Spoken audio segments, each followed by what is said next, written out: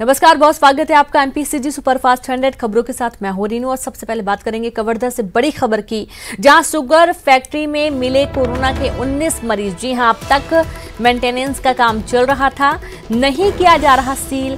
दूसरे कर्मचारी भी इससे संक्रमित हो सकते हैं। 200 से ज्यादा श्रमिक काम कर रहे हैं। कवर्धा से बड़ी खबर है, शुगर फैक्ट्री में एक साथ 19 जो कर्मचारी हैं वो कोरोना पॉजिटिव पाए गए हैं। अब तक यहां पर मेंटेनेंस का काम चल रहा था, इन्हें अभी तक सील नहीं किया गया। दूसरे कर्मचारी भी इससे संक्रमित हो सकते हैं। 200 से ज्यादा श्रमिक काम कर रहे हैं। और ज्यादा जानकारी के साथ संवाददाता मनीष जुड़ गए हैं। मनीष, जब 19 कर्मचारी संक्रमित पाए गए हैं तो अभी भी फैक्ट्री को बंद क्यों नहीं किया गया? जी बिल्कुल, इसमें रेणु कारखाना प्रबंधन की लापरवाही सामने आ रही है, क्योंकि लगातार जो है मरीजों का मिलना जारी है। अभी करीब 100 के आसपास जो कर्मचारी हैं उनका टेस्ट किया गया था, जिसमें से 19 मिले हैं। अभी और 100 से अधिक कर्मचारी जो काम कर रहे हैं उनका टेस्ट करना बाकी है। इसके बाद भी जो 19 मरीज मिले हैं और उनके द्वारा जो बाकी कर्मचारी हैं उनसे काम लिया जा रहा है। लगातार ये शिकायत आ रही है कि इतने मरीज मिलने के बाद भी आखिर क्यों फैक्ट्री में काम बंद नहीं किया जा रहा है, कंटेनमेंट जोन क्यों नहीं बनाया जा रहा है, और बाकी जो कर्मचारी हैं उनकी जल्द से जल्द जांच कराकर फैक्ट्री को बंद क्यों किया नहीं जा रहा है। कारखाना प्रबंधन का इस पर कहना है कि अभी जो है जांच चल रही है, जांच पूरी होने के बाद जो है जब सभी कर्मचारियों का जांच हो जाएगा और इसकी देखकर ही जो है फैक्ट्री को सील करने का काम किया जाएगा। तो इस तरह से जो है लापरवाही साफ तौर पर देखने को मिल रही है। इसके अलावा जिले में भी जो शहरी इलाके हैं वो हॉटस्पॉट बनता जा रहा है। अकेला कवर्धा शहर ही ऐसा है जहाँ पे कल ही एक दिन में जो 80 से ज्यादा मरीज पॉजिटिव मिले हैं। तो पूरे जिले में भी जो कोरोना का आंकड़ा 1,000 से पार हो चुका है। जी बिल्कुल मनीष, लेकिन ये बहुत बड़ी लापरवाही है। क्या किसी जिम्मेदार अधिकारी से आपको कोई बातचीत हो पाई है? क्योंकि इस फैक्ट्री को बंद करना बहुत अहम है, अन्य कर्मचारी भी इससे संक्रमित हो सकते हैं।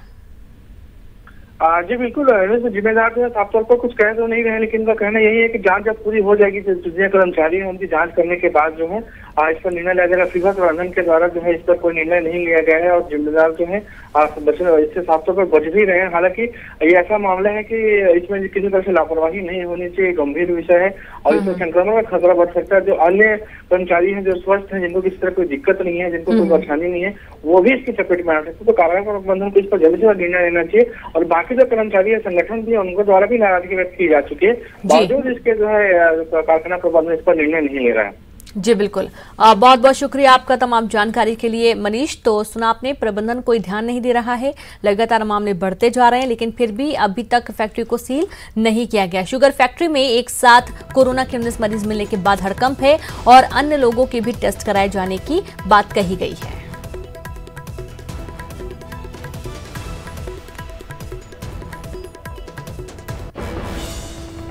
तो वहीं रायपुर में सीएम भूपेश बघेल ने लोगों को जागरूक करने के लिए कोरोना विजय रथ को हरी झंडी दिखाकर रवाना किया।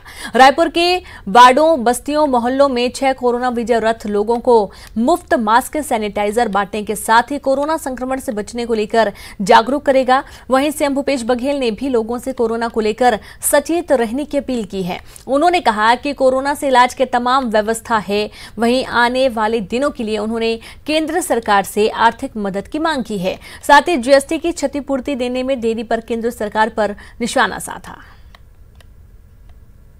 कोरोना विजय रथ की शुरुआत आज की गई रायपुर शहर में, रायपुर नगर निगम, बेलगांव नगर निगम, इसमें 6 गाड़ियां चलेगी, जिसमें फ्री में मास्क, सैनिटाइजर और जन जागरण की बातें कही जाएगी। हमारी डिमांड है उसे हम भेजेंगे ही। हालांकि बहुत सीमित ही सहयोग केंद्र से मिला है, लेकिन राज्य सरकार के ओर से देखें तो जहां हमारे पास केवल 46 आईसीयू थे, अब इस कोरोना काल में उसको बढ़ा के 406 आईसीयू बेड, उसी प्रकार से वेंटिलेटर भी बढ़ाए। जबकि पिछले सरकारों में मैं किसी का आरोप नहीं लगाता, लेकिन ये ऑक्सीजन की व्यवस्था नहीं थी, वेंटिलेटर की व्यवस्था नहीं थी और इस पीरियड में हम लोगों ने उसे काफ़ी वृद्धि की है। वहाँ से कुछ भी नहीं मिला, जो जीएसटी हमको मिलता था वो भी नहीं मिला। आज 5वां महीना, 5.5 महीना बीत गया है, लेकिन हर 2 महीने में हम लोगों को जो राशि मिलना चाहिए था जीएसटी का, वो अभी तक नहीं मिला है। हमको अगस्त तक के जो राशि है, जुलाई तक के, अप्रैल मई बाद एक जून जुलाई 2। तो यदि ये सितंबर बीत जाता है तो हमारा 3 किस्त मिल जाना चाहिए था, वो करीब 4000 करोड़ से ऊपर का, लेकिन अभी तक के एक भी पैसा हमको नहीं मिला है। कोरोना यदि थोड़ा भी सर्दी खांसी की स्थिति है तो तत्काल उसकी जांच कराना चाहिए, उसे छुपाना नहीं चाहिए, क्योंकि आप जितना डिले करेंगे उतना नुकसान होगा। जितना जल्दी आप उसकी जांच कर लेंगे उतना फ़ायदा है। अनावश्यक रूप से घूमना फिरना बंद करें, लोगों से मिलना हाथ मिलाना वगैरह ये तो बिल्कुल ही बंद करना चाहिए। लेकिन जो सिम्टोमेटिक है उसके लिए निश्चित रूप से डॉक्टर के सलाह से ही उसके इलाज, हमारे पास पर्याप्त बेड है, पर्याप्त व्यवस्था है और उसके हिसाब से लोगों को आगे बढ़ना चाहिए। और ये ऐसी बीमारी नहीं है जिसे हम लड़ नहीं सकते। कोरोना काल में पीएससी परीक्षा के बहाने विपक्ष ने सरकार के खिलाफ मोर्चा खोल दिया है। बीजेपी का कहना है कि जो सरकार केंद्र के नीट और जेईई परीक्षा का विरोध कर रही थी, वही अब कोरोना काल में छत्तीसगढ़ में पीएससी परीक्षा कराने जा रही है। वहीं जेसीसीजी अध्यक्ष अमित जोगी ने भी सरकार पर निशाना साधा और यूजीसी नीट परीक्षा से डेट क्लैश करने पर पीएससी परीक्षा की तिथि आगे बढ़ाने की मांग की है। तो कांग्रेस ने बीजेपी को बेरोजगारों और युवाओं का विरोधी बताया है।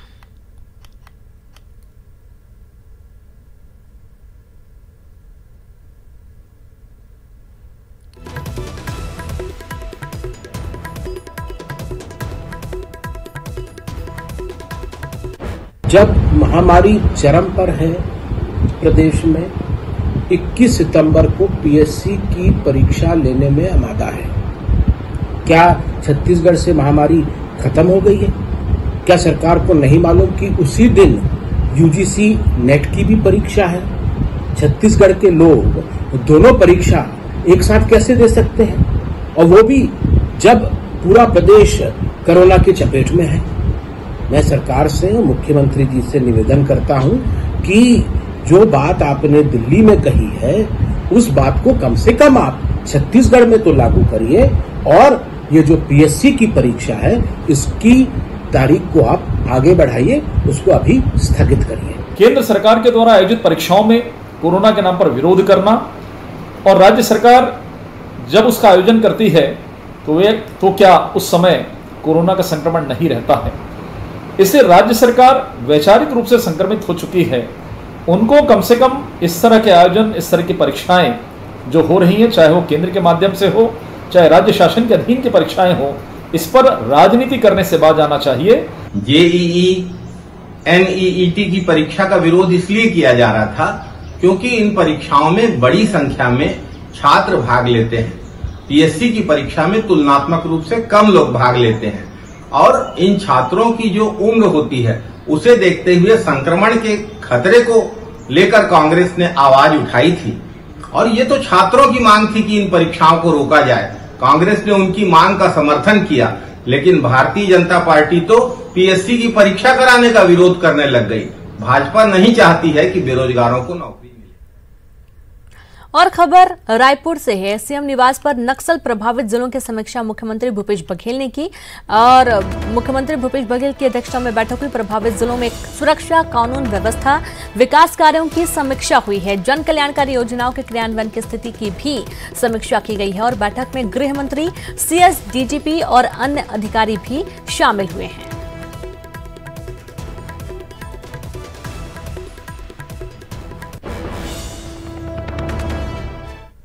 बीजापुर से खबर है, जवान पर धारदार हथियार से जानलेवा हमला किया गया। माओवादियों ने किया हमला। घायल जवान का नाम लच्छू मडवी बताया गया है।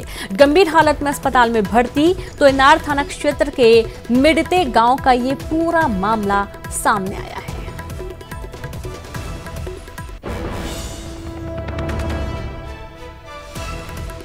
गांव वाले बोले कि इधर जा रहे थे, यहाँ ना मारे, हम लोग यहाँ थे बोल के बताए। उन लोग मारते समय नहीं बताए, क्या बोले से नहीं हम लोग आ रहे थे तो लोग भग गए, गाड़ी लेके भग गए, गिर गया तो मर गया बोल के भग गए बोल के बताए।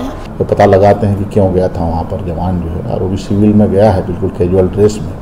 एक प्रश्न है, उसका भी अपन जांच करेंगे तो उसके बाद ही उस चीज़ का खुलासा होगा। अभी क्या स्थिति है सर जवान की? अभी जवान की स्थिति गंभीर है, और उस पर भी जो है डॉक्टर लोगों ने रायपुर के लिए रेफर किया है। अभी हमने हेलीकॉप्टर बुलाया है, उसको रायपुर शिफ्ट कर रहे हैं इलाज के।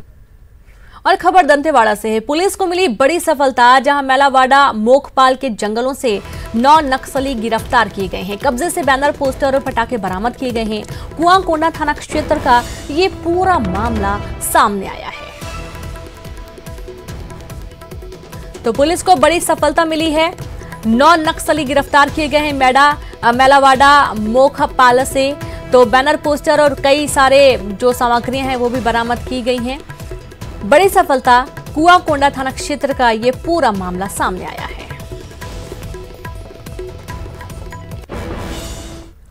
और बालाघाट पुलिस नक्सली मुठभेड़ मामले को लेकर मंत्री मोहम्मद अकबर ने कलेक्टर रमेश को तत्काल तथ्यात्मक रिपोर्ट बनाने के निर्देश दिए हैं।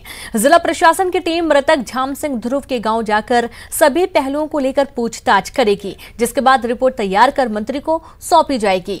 मध्य प्रदेश छत्तीसगढ़ सीमा पर बालाघाट जिले में हुए पुलिस नक्सली मुठभेड़ के दौरान मछली पकड़ने गए झाम सिंह की क्रॉस फायरिंग में मौत हो गई थी।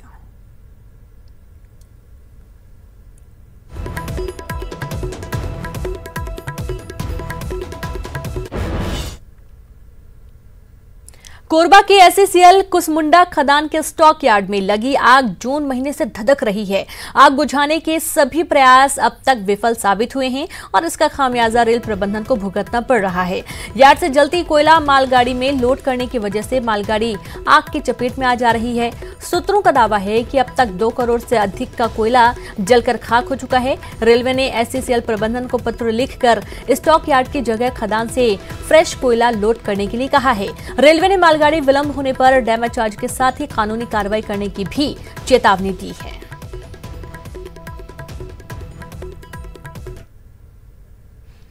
दुर्ग जिला स्वास्थ्य विभाग द्वारा चिकित्सक, वार्ड बॉय और स्टाफ नर्स के लिए निकाली गई संविदा नियुक्ति के लिए आज आवेदकों की भीड़ उमड़ पड़ी। दुर्ग के पद्मनाभपुर स्थित शासकीय नर्सिंग कॉलेज में आवेदन पत्र लेने के साथ साथ इंटरव्यू लिए जा रहे हैं और इसमें शामिल होने के लिए हजारों की संख्या में आवेदक सुबह से ही खड़े होकर अपनी बारी का इंतजार करते रहे।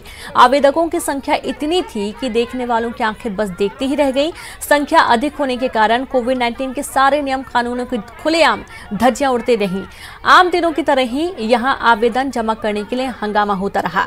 वहीं आवेदकों की भारी भीड़ उमड़ने के बावजूद भी न पुलिस प्रशासन को कोई व्यक्ति यहां की व्यवस्था ठीक करवाने पहुंचा और न ही यहां पुलिस प्रशासन का कोई व्यक्ति रहा। नतीजतन आवेदक अपने अनुसार खड़े होकर फॉर्म जमा करते रहे। स्वास्थ्य विभाग के द्वारा चिकित्सक, स्टाफ नर्स और वार्ड बॉय सहित अन्य पदों के लिए आवेदन मंगाए गए हैं ताकि संविदा नियुक्ति करके वर्तमान हालात में मेडिकल स्टाफ की कमी को दूर किया जा सके। अभी हम लोग फॉर्म जमा करा रहे हैं। जमा करने के बाद हम लोग इसका चयन करेंगे, इनके दस्तावेजों को, प्रमाण पत्रों को जांच करेंगे। जांच करने के बाद हम इनको मोबाइल में सूचित करेंगे इनके चयन कर। तो यहाँ पे लगभग 400-500 बच्चे यहाँ पे आए हुए हैं। 12 बजे हमने समय दिया हुआ था। उसके बाद भी यहाँ पर जो बचे हुए हैं सबका फॉर्म हम लोग लेंगे। स्टाफ नर्स के लिए, वार्ड बॉय के लिए, नर्स के लिए हम लोगों ने यहाँ आवेदन ले रहे हैं। कोरोना के साए में छत्तीसगढ़ में भी नीट की परीक्षा ली जा रही है। रायपुर में भी परीक्षार्थी मास्क और ग्लव्स पहनकर परीक्षा केंद्र पर पहुंचे। 1-1 मीटर की दूरी पर खड़े परीक्षार्थियों के पहले दोनों हाथ सैनिटाइज कराया गया। उनकी थर्मल स्क्रीनिंग हुई और फिर उनके एडमिट कार्ड को भी सैनिटाइज किया गया। इस तरह शारीरिक दूरी बनाते हुए छात्र छात्राओं ने एक-एक कर परीक्षा केंद्र में प्रवेश किया। वहीं ऐसे छात्र जिनके पास सैनिटाइजर, मास्क और ग्लव्स नहीं थे, उनके लिए छात्र संगठन के कार्यकर्ता भी परीक्षा केंद्र के सामने दिखाई दिए। वो ऑफलाइन थी। कोरोना काल में नीट परीक्षा का आयोजन किस तरह से किया जा रहा है, ये तस्वीरें हम आपको दिखा रहे हैं। एग्जाम सेंटर्स में इस वक्त मैं मौजूद हूं और यहाँ की तस्वीरें आप देखिए कि लाइनें लगी हुई हैं परीक्षार्थियों की और इसमें सोशल डिस्टेंसिंग का पालन करते हुए फिलहाल एंट्री दी जा रही है और तमाम लोग यहाँ पर मौजूद हैं। कुछ परीक्षार्थियों से जानते हैं कहाँ से आई हैं? जी महासमुंद। कब निकली थी? सुबह सवेरे 7 बजे। 7 बजे से। और एंट्री टाइम क्या है आपका? 11:40। अलग अलग एंट्री टाइम दिया गया? जी, सबको अलग। सभी छात्रों को अलग अलग एंट्री टाइम यहाँ पर दिया गया है और आप देखिए सबके हाथों में पानी की बोतल जो है वो पारदर्शी है, साथ ही साथ सैनिटाइजर्स भी आपको दिखाई देंगे। तो ये पूरी व्यवस्था है और आपको बता दें कि पेरेंट्स भी यहाँ पर पहुंचे ज्यादातर लोग। ये बताइए कि जो आप किसमें लेकर के आए? महासमुंद से आए हैं? हम लोग कार से आए हैं। गवर्नमेंट व्यवस्था की थी लेकिन टाइमिंग के कारण जो है हम लोग को उसमें नहीं आ पाए। कार से स्वयं का कार लेके आए हैं। तो बिल्कुल, जो ज्यादातर पेरेंट्स जो हैं वो खुद पर ही भरोसा जता रहे हैं, और क्योंकि कोरोना का काल है और ऐसे समय में ज्यादातर जो पेरेंट्स हैं वो अपने बच्चों को लेकर के यहाँ पर पहुंचे हुए हैं और सोशल डिस्टेंसिंग के साथ पूरी स्क्रीनिंग के बाद ये परीक्षा ली जा रही है। कैमरा पर्सन रोहित श्रीवास्तव के साथ देवव्रत भगत, न्यूज 18 रायपुर। देश भर में आज नीट की परीक्षाएं हो रही हैं और रायपुर में कई सेंटर्स बनाए गए हैं जहां पर आपको छात्र संगठन के कुछ छात्र दिखेंगे, कार्यकर्ता दिखेंगे जो कि फिलहाल स्टूडेंट्स की मदद के लिए यहां पर पहुंचे हुए हैं। सैनिटाइजर्स जरूरी है, मास्क जरूरी है। कुछ ऐसे स्टूडेंट्स हैं जो कि सैनिटाइजर साथ में लेकर के नहीं पहुंचे या फिर मास्क लेकर साथ में नहीं पहुंचे, उनकी मदद के लिए यहां पर हैं। आप बताइए, अभी क्या छात्र हैं, क्या सभी छात्रों को पूरी जानकारी थी? कई लोग हाथ में ग्लव्स लेकर नहीं पहुंचे थे, तो कैसे क्या व्यवस्था? जी देखिए, बहुत सारे छात्र यहाँ पर आए थे, बिना सैनिटाइजर और मास्क के आए थे। हम लोगों ने सैनिटाइजर और मास्क की व्यवस्था की और यहाँ पर प्रत्येक छात्र को हम लोगों ने एनएसयूआई की तरफ से मास्क और सैनिटाइजर निःशुल्क वितरण किया जा रहा है। क्या बता रहे हैं छात्र, कितनी दूर से आए हैं? उसके बाद छात्र संगठन होने के नाते किस तरह से हेल्प कर रहे हो? देखिए, यहाँ बहुत दूर दूर से छात्र आए हैं और यहाँ पर हम सारे लोग एनएसयूआई की तरफ से मास्क, सैनिटाइजर और ग्लव्स का वितरण हम लोग यहाँ पर कर रहे हैं। जिस तरीके से यहाँ पर 300 छात्रों की व्यवस्था है, तो हम लोगों ने प्रत्येक छात्र को सैनिटाइजर और मास्क देने की सुविधा उपलब्ध कराई है। तो बिल्कुल सेंटर्स के सामने ये एक तरह से स्टॉल जैसा लगाया हुआ है यहाँ पर, और आपको दिखाई देगा कि मास्क और सैनिटाइजर्स की व्यवस्था इन्होंने की है ताकि जो भी छात्र यहाँ पर पहुंचते हैं उन्हें दिक्कत ना हो, क्योंकि सैनिटाइजर्स और मास्क के साथ में एंट्री मिलेगी और वाकई सोशल डिस्टेंसिंग का ध्यान रखना जरूरी है। लिहाजा छात्र संगठन भी यहाँ पर परीक्षार्थियों की मदद के लिए दिखाई दे रहे हैं। कैमरा पर्सन रोहित श्रीवास्तव के साथ देवव्रत भगत, न्यूज 18 रायपुर। सीएम भूपेश बघेल ने केंद्रीय मंत्री रघुवंश प्रसाद सिंह के निधन पर शोक जताया और उन्हें विनम्र श्रद्धांजलि दी। सीएम ने ट्वीट कर लिखा कि रघुवंश प्रसाद जी के निधन से देश में सामाजिक समरसता की एक दमदार आवाज खामोश हो गई। सीएम ने लिखा कि उन्होंने मनरेगा को लागू करने में अपना महत्वपूर्ण योगदान दिया है और वंचितों के अधिकार के लिए अंतिम समय तक आवाज बुलंद की है।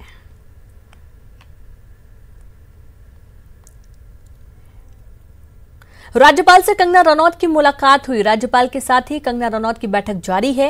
करीब 30 मिनट से ये बैठक चल रही है। कंगना की बहन रंगोली भी साथ में मौजूद हैं। तो आपको बता दें कि जिस तरीके से कंगना के साथ दुर्व्यवहार हुआ है मुंबई में, जिस तरीके से उनका दफ्तर तोड़ा गया है और पिछले कुछ दिनों से उनके बयानों के चलते शिवसेना काफी नाराज भी चल रही है, काफी वाद विवाद बढ़ गया है और उसके बाद कंगना अपनी बहन रंगोली के साथ पहुंची हुई हैं राज्यपाल से मुलाकात करने के लिए। देखिए, ये तस्वीरें अंदर के सामने आई हैं। तकरीबन 30 मिनट हो चुके हैं बातचीत करने के और अभी ये बैठक लगातार जारी है। तो कुछ तस्वीरें सामने आई हैं। करीब 30 मिनट से मुलाकात चल रही है। कंगना रनावत पहुंची हुई हैं राज्यपाल से मुलाकात करने के लिए और साथ में उनकी बहन रंगोली भी मौजूद है। और एक छोटा सा ब्रेक लेंगे, हम जल्द हाजिर होंगे। ब्रेक के बाद एक बार फिर से आप सभी का स्वागत है। धमतरी में इन दिनों युवाओं के अंदर आर्मी और दूसरे रक्षा सेवाओं में जाने का जुनून चढ़ा हुआ है। एक फौज से रिटायर्ड सैनिक ने निःशुल्क फिजिकल ट्रेनिंग शुरू की तो देखते देखते 125 युवा इसमें आने लगे। खास तौर पर लड़कियों की यहाँ संख्या देखने लायक है। कोई सेना में जाना चाहता है तो कोई पुलिस में। यहाँ पे सर फिजिकल ट्रेनिंग दे रहे हैं।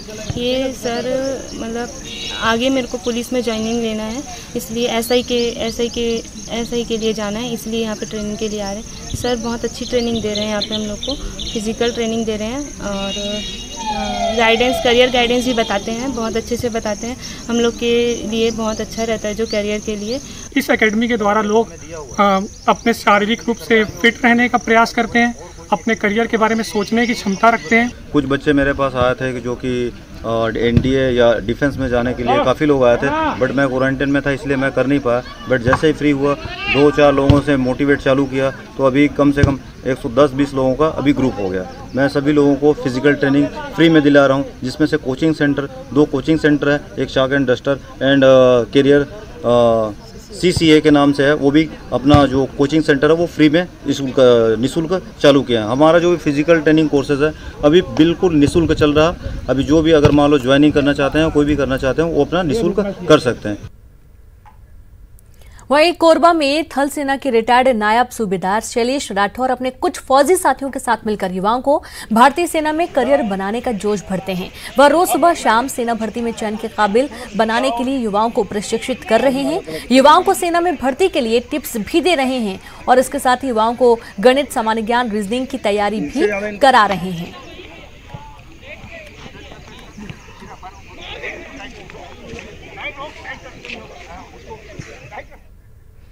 और इसी के साथ इस बुलेटिन में इतना ही। नमस्कार।